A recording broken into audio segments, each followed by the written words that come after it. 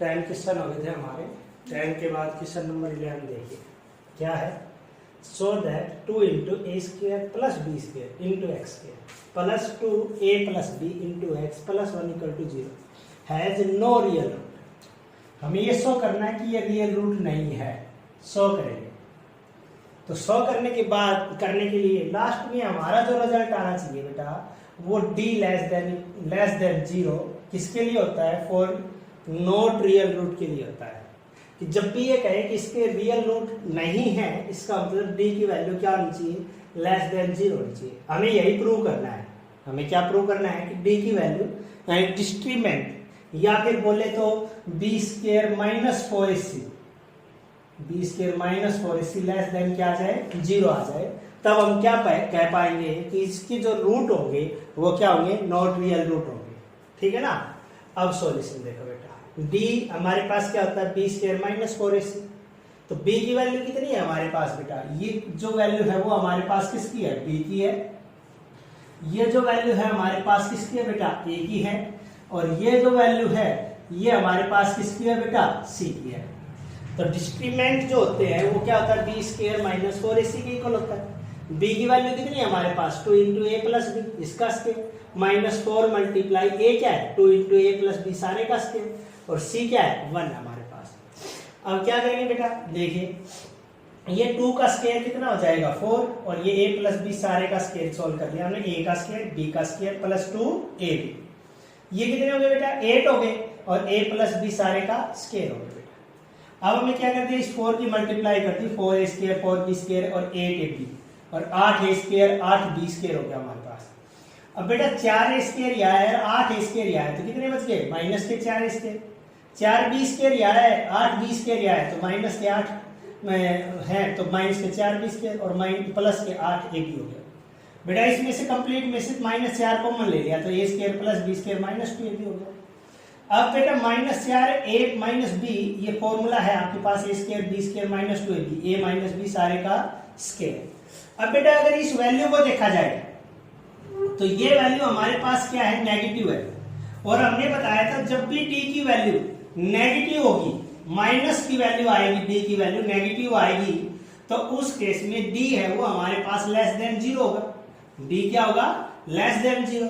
और अगर d less than 0 होगा it's mean b square minus 4ac b क्या होगा? लेस देन 0 होगा। और b स्क्वायर माइनस 4ac अगर लेस देन 0 है इट्स मीन हम कह सकते हैं कि इसके क्या होंगे? नॉट रियल रूट होंगे। नॉट रियल रूट होंगे। तो ये हमारे पास क्या है बेटा? नेगेटिव आ गया। अगर ये नेगेटिव आ गया इट्स मीन इसकी वैल्यू क्या है? लेस देन 0 है। अगर लेस देन 0 है तो इसका मतलब d भी क्या है? लेस देन 0 है। अगर d लेस देन 0 है तो ये क्या हो गया? नॉट रियल रूट हो गया बेटा। क्वेश्चन नंबर 13 देखिए, p q are the real and p not equal to q। Important है बेटा ये p not equal to q important point है हमारे पास ये। Then so that root of the equation p minus q x square 5p plus q x minus 2p minus q is equal to 0 है। तो आपको शो करना है कि रियल हो एंड रियल रूट लेने हैं। आपको क्या लेने हैं? रियल रूट लेके आने। ठीक है ना। तो आर रियल कब होंगे? जब b स्क्वायर माइनस 4ac। देखो बेटा जो प्रूव करना है उसकी बात कर रहे हैं, शो करना है। जब b स्क्वायर माइनस 4ac क्या हो? लेस देन ना ग्रेटर देन और इक्वल टू क्या हो? 0। ग्रेटर देन इक्वल टू 0 होगा इसका मतलब क्या होंगे? रियल रूट होंगे। तो उसके लिए हमने d लेके चले। d क्या होता है हमारे पास? b स्क्वायर माइनस 4ac के इक्वल होता है। तो b की जगह b की वैल्यू कितनी है बेटा? ये वाली वैल्यू b की है हमारे पास 5 इंटू p प्लस ये रख दिया इसका स्क्वायर माइनस 4 a कितना है? p माइनस q ये रख दिया बेटा। a की वैल्यू ये है हमारे पास और c की वैल्यू कितनी है? ये वाली वैल्यू है तो ये रख दिया। ये क्या हो गया? 5 का स्क्वायर यानी कितना हो गया हमारे पास? 25 और p minus p plus q का स्क्वायर हो गया। ये p प्लस q आएगा बेटा। p प्लस q का क्या कर दिया? स्क्वायर कर दिया। ये कितना हो गया? माइनस के और माइनस माइनस क्या हो जाएगा बेटा? प्लस और 4 दूनी कितना हो गया? 8 और p माइनस q दो जगह है तो p माइनस q का क्या कर दिया हमने? स्क्वायर कर दिया बेटा। अब ये वैल्यू आ गई हमारे पास। अब हम इसको देख के तो नहीं कह सकते कि ये ग्रेटर देन 0 होगी या ग्रेटर देन लेस देन 0 होगी, बट कह सकते हैं कि ये भी पॉजिटिव और ये भी पॉजिटिव। इसका मतलब क्या होगी? मोस्टली ग्रेटर देन 0 होगी।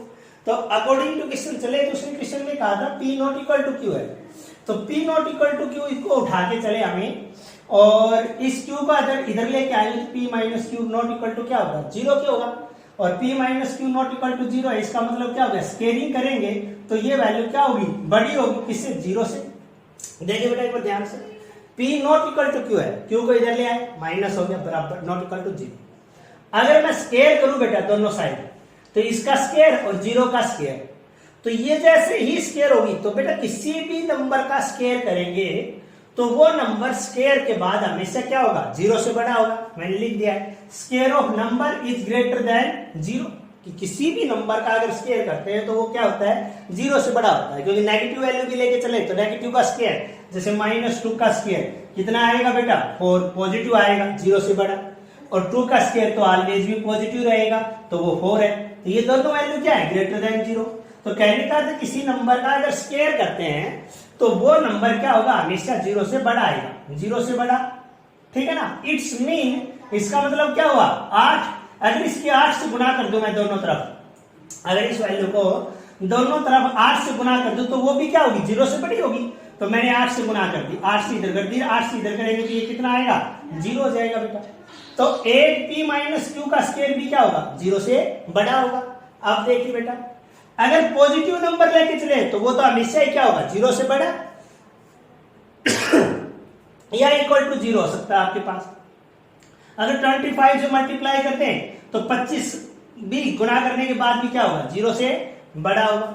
अब बेटा अगर इन दोनों टर्मों की हम सम कर दें या ऐड कर दें इन दोनों टर्मों को, तो भी वो क्या होगा, ग्रेटर देन 0 होगा। या इक्वल नहीं लगाएंगे बेटा, या इक्वल का सिंबल नहीं लगाएंगे। इक्वल क्यों नहीं कह रहे, इक्वल इसलिए नहीं कह रहे कि अगर ये वैल्यू इक्वल के 0 तब आएगी जब या तो ये पूरी 0, ये 0 क्या हो, 0 के बराबर, लेकिन इसने तो शुरू में कहा था 0 नहीं होगी, 0 नहीं होगी, तो कहने का अर्थ है कि इसको इक्वल टू 0 नहीं बोले।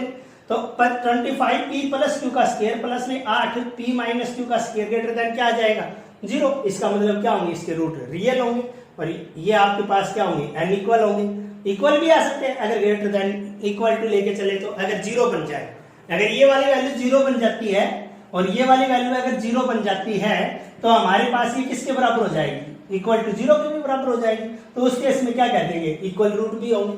तो ये आपकी क्वेश्चन है और ये एक्सरसाइज कंप्लीट होगी बेटा।